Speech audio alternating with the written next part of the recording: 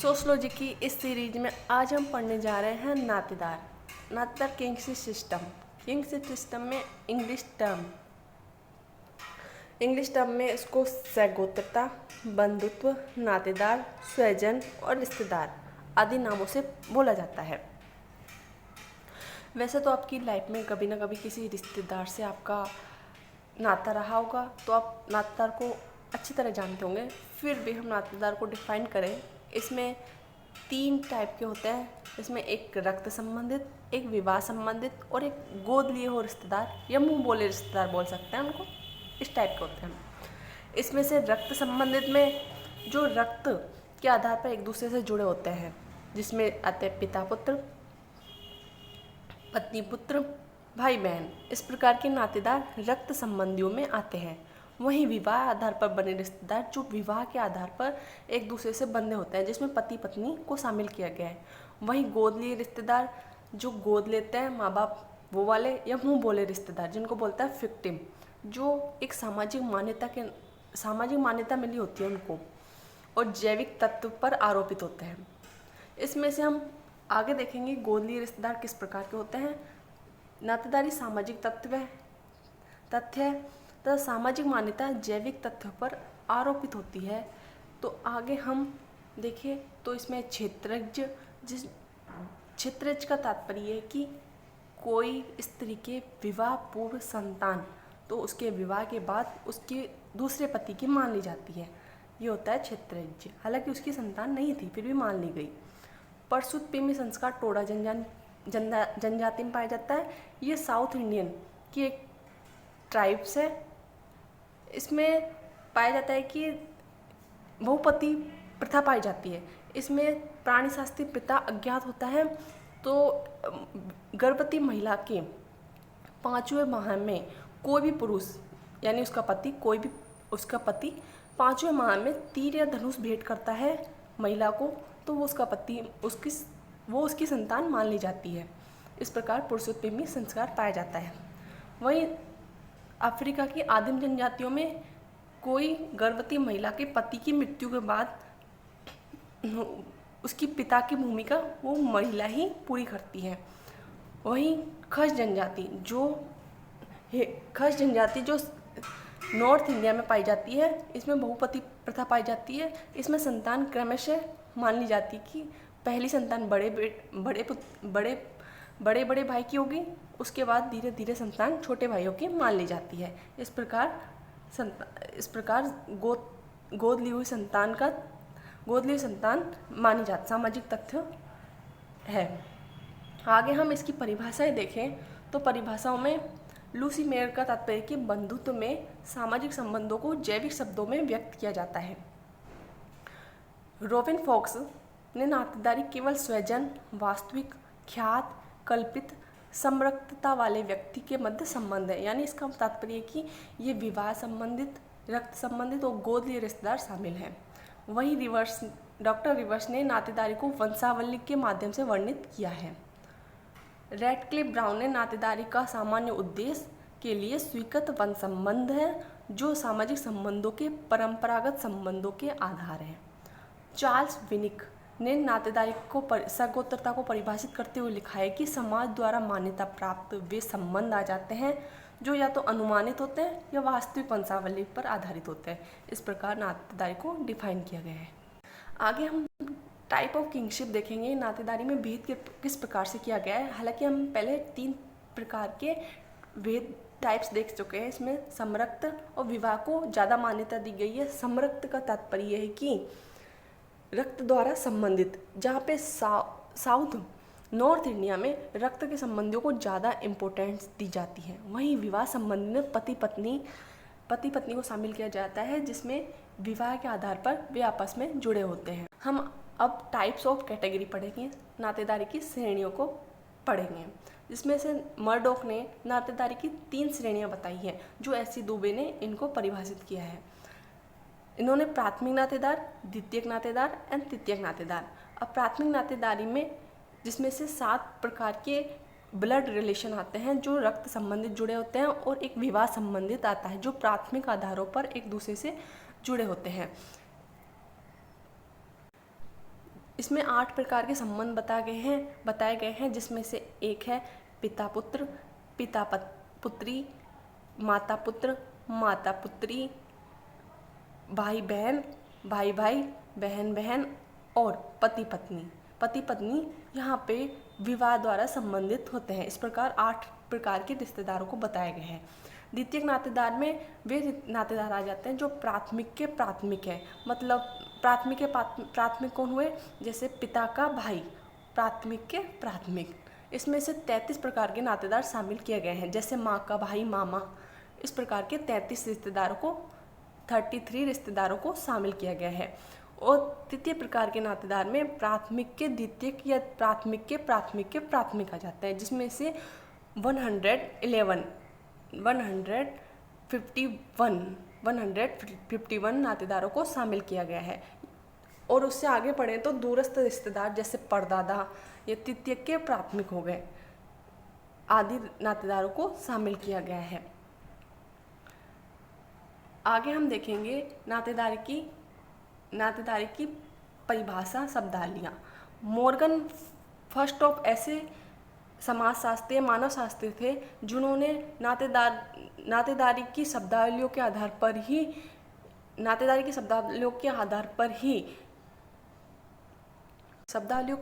ही आदिम से लेकर आधुनिक नातेदारी प्रणालियों को वर्णित किया है। इसमें से मॉर्गन ने यूएसए की न्यूयॉर्क की इराक्वीज नामक जनजातियों का विकासवादी दृष्टिकोण से अध्ययन किया है। इसमें से 2 प्रकार के टर्म बताए हैं, एक विशिष्टात्मक, एक वर्गात्मक। विशिष्टात्मक व्यक्तिकात्मक या वर्णात्मक। इनमें जो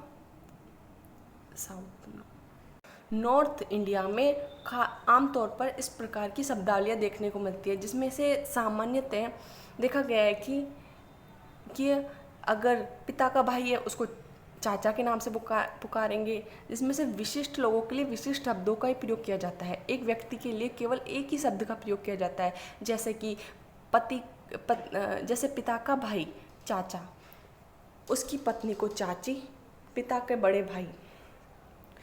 बड़े भाई को ताऊ, उसकी पत्नी को ताई, माँ के भाई को मामा और उनकी पत्नी को मामी। इस प्रकार से हर व्यक्ति का व्यक्तिवादी दृष्टिकोण अपनाया गया है। उसी प्रकार वर्गात्मक संबंध सूचक में वर्गों के आधार पर डिफाइन किया गया है। जैसे इंग्लिश टर्मिनोलॉजी में अंकल शब्द से तात्पर्य कि मामा के लिए अंकल, चाचा के लिए अंकल, ताऊ के लिए अंकल, कोई अनजान के लिए भी अंकल का यूज किया जा सकता है। इस प्रकार वर्गात्मक में सभी रिश्तेदारों को क्रमशः एक ही श्रेणी में यूज किया जाता है, उसको बोलते हैं वर्गात्मक संबंध सूचक। वहीं वर्गात्मक में इंग्लिश में अंकल शब्द का प्रयोग चाचा के लिए, असम के सेमई नागा में अपू शब्द अंकल के लिए और अजा, आंटी, चाची, ताई आदि के लिए। वहीं बुआ और दादी के लिए आमी शब्द का और कुकी जनजाति में हेपू शब्द नाना और चाचा के लिए प्रयोग किया जाता है। आगे हम मर्डॉक ने सोशल स्ट्रक्चर 1949 में शब्दावलियों का वर्णन किया है। उन्होंने अपने टर्म में शब्दावलियों का कैसे वर्णन किया है? सुडानीज प्रकार, स्कीमो प्रकार, हवाईयन प्रकार, इराकुआ प्रकार, जिसमें क्रो और ओमान टाइप के शब्द भी आते हैं। आगे रेडक्लिफ ब्राउन जो प्रकार्यात्मक दृष्टिकोण से आते हैं, इन्होंने नातेदारी श्रेणियों में 3 प्रकार के नियम बताए, जिसमें से सहोदर एकता, वंश एकता, पीढ़ी एकता। सहोदर एकता में जैसे समानता का भाव देखा गया है, जिसमें अंकल, वो इंग्लिश टर्मिनोलॉजी अंकल, आंटी आदि समानता वाले शब्दों के लिए जो पिता के समान हैं उनको सबको एक ही नाम से पुकारा जाएगा। इस प्रकार सहोदर एकता में देखा गया है। वंश एकता में वंश की शब्दावलियों को समानता के आधार पर वंश का वर्णन किया, जैसे नेप्यूज, नाइस। वहीं पीढ़ी एकता में दादा शब्द का प्रयोग किया जाता है। जब बड़े भाई के लिए दादा शब्द का प्रयोग किया जाता है, दादाजी के लिए दादा शब्द का प्रयोग किया जाता है, ताऊ के लिए दादा शब्द का प्रयोग किया जाता है। वैसे ये वेस्ट बंगाल में ज़्यादा प्रचलित है।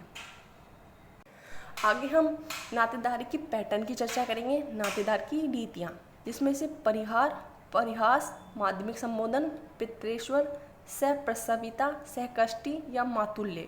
इस प्रकार की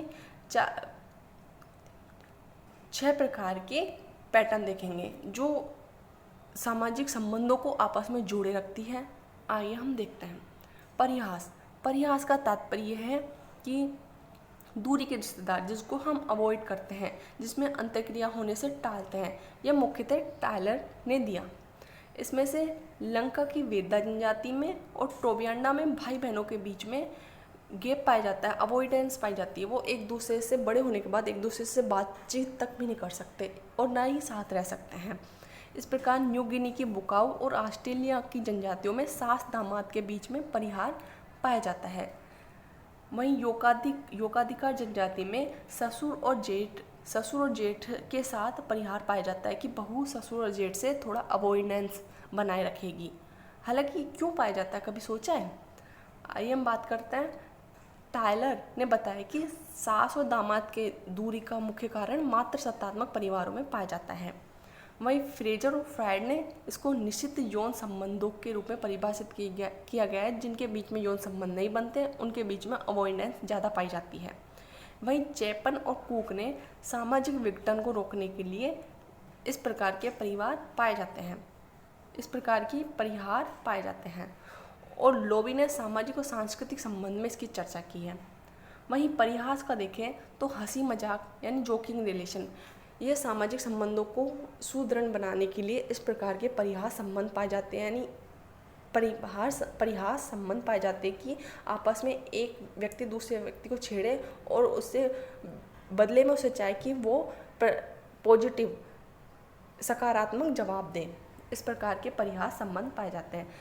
जिसमें दक्षिण अफ्रीका की होपी जनजाति में मामा और भांजे के बीच में परिवार पाया जाता है कि मामा अपने भांजे से किसी प्रकार की मजाक कर सकता है। वेक्स द्वीप में फूफा और भतीजी के बीच में परिहास पाया जाता है। टोबियांडा में मामा भांजे के मध्य परिहास। शरद चंद्र रॉय ने बिहार में उराव जनजाति का अध्ययन किया, जिसमें दादा और पोती के बीच में आपस में मैरिज हो जाती है। वहीं वेरियन एल्विन ने बेगा जनजाति में दादी और पोते के बीच में मजाकी यौन संबंध रिलेशन पाए हैं।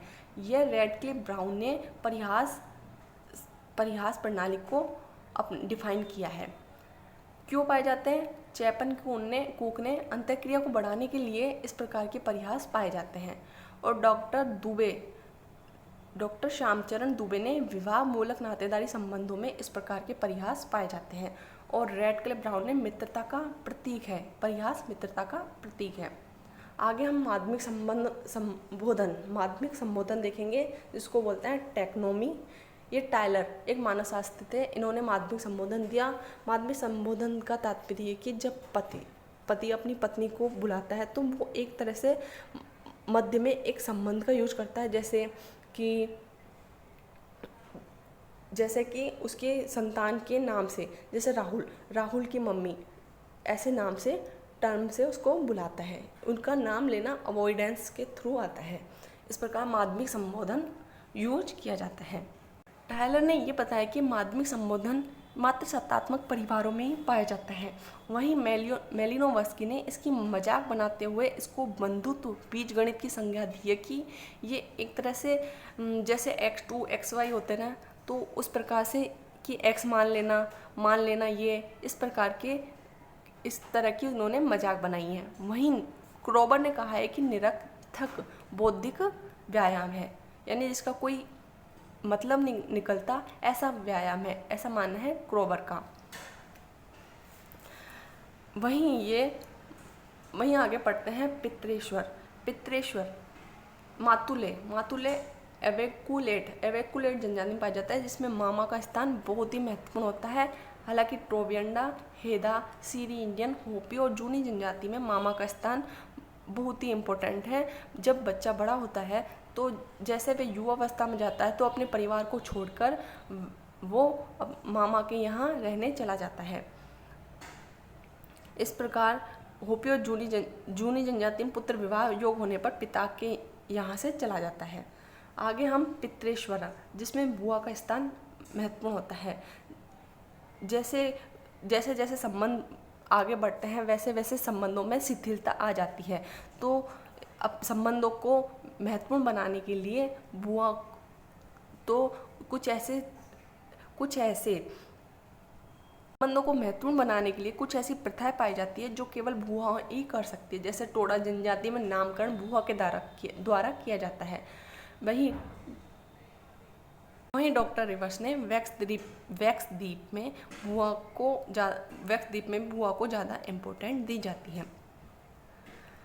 वह प्रसाविता व सहकष्टी कुवैत प्रथा, ये भारत के खासी और टोडा जनजाति में पाई जाती है। ये प्रथा क्या होती है? जब एक महिला गर्भवती होती है तो प्रसव काल से गुजर रही होती है, तो प्रसव पीड़ा अनुभव करती है, तो उसका पति भी ठीक उसी प्रकार से व्यवहार करता है। इसे कुवैत प्रथा कहा जाता है। यह प्रथा मातृ और पितृ के वैवाहिक संबंधों को अधिक सुदृढ़ बनाने और पैतृक प्रेम को प्राप्त करने के लिए इसका सामाजिक क्रिया की जाती है।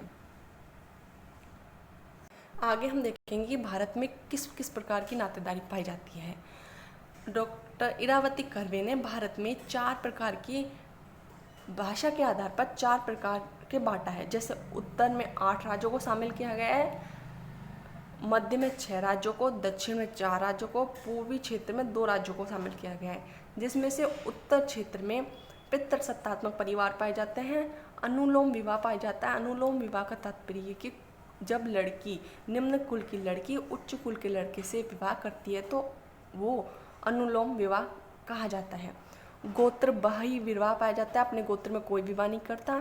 जाति में विवाह पाया जाता है, जाति के अंदर ही विवाह करना होता है।